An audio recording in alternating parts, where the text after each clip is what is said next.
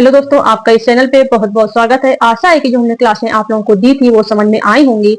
और हम अपने इस सेशन में आपको बताएंगे चेतन विज्ञान, मतलब हमने आपको आत्मा का विज्ञान, इसके बाद मन मस्तिष्क का विज्ञान, इसके बाद आपको चेतना का विज्ञान बताएंगे। चेतना का विज्ञान क्या होता है, तो ये आपका 18वीं शताब्दी में एक आता है विज्ञान, जिसको बोलते हैं चेतना का विज्ञान। तो चेतना क्या होती है ये हमको जानना है। तो चेतना बेटा मानसिक स्थिति का आंतरिक रूप होता है, मतलब मस्तिष्क के का जो आंतरिक भाग होता है। आंतरिक भाग का मतलब है कि हमारे प्रेजेंट टाइम में क्या विचार चल रहे हैं, क्या थॉट है, ये चीज है, ठीक। उसको जानना चेतन है। तो लेकिन उसके उसी टाइम को जानना कि उस टाइम वो क्या सोच रहा है, किसी वस्तु को देखकर उसके मन मस्तिष्क से क्या विचार आए, इतना ही जानना जरूरी नहीं होता है, ठीक है। किसी भी व्यक्ति को जानना है तो उसके प्रेजेंट की थॉट है जो उसको केवल जान लेना, हम उसको डिसाइड नहीं कर सकते हैं कि ये व्यक्ति कैसा है।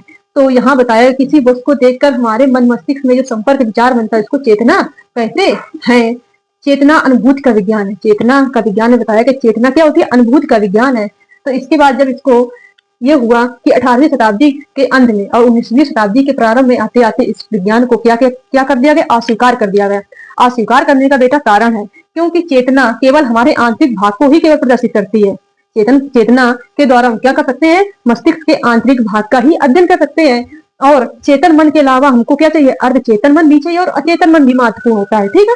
तो चेतन मन, अचेतन मन भी चाहिए और अर्धचेतन भी मन किसी भी व्यक्ति को जानने के लिए जरूरी होता है कि वो प्रेजेंट में क्या सोच रहा है, पास्ट में क्या सोच रहा है, सोच रहा है, ये चीज, ठीक है। तो इसीलिए हमको किसी भी व्यक्ति को जानना है तो उसके चेतन मन, अचेतन मन और अर्धचेतन मन को जानना होगा, ठीक है। तो इसके बाद इसको अस्वीकार किया गया। अस्वीकार करने के दो कारण थे, हमने आपको बता दिए, ठीक। तो इसके बाद जब इसको अस्वीकार किया गया तो मनोवैज्ञानिकों ने एक विज्ञान लाए, व्यवहार का विज्ञान। क्या लाए, व्यवहार का विज्ञान। तो व्यवहार के विज्ञान के माध्यम से हम उस व्यक्ति के का एनालिसिस कर सकते हैं कि वह व्यक्ति किस प्रकार का है।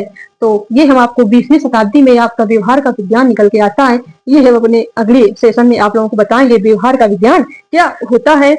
तो आशा है कि आप लोगों को समझ में आई होगी क्लास मेरी, और इसी श्रृंखला को हम आगे बढ़ाते रहेंगे। आप लोगों का सपोर्ट रहा तो हम बहुत ही और क्लासें अच्छे से दे ही रहे हैं, और प्रयास रहेगा कि आपको ज्यादा से ज्यादा कंटेंट दे। मतलब हम शॉर्ट सिंपल वीडियो रहेंगे मेरे, इसके बाद मतलब कम टाइम में आपको हम ज्यादा कंटेंट देने का प्रयास करेंगे जो आपके एग्जाम के लिए महत्वपूर्ण होगा।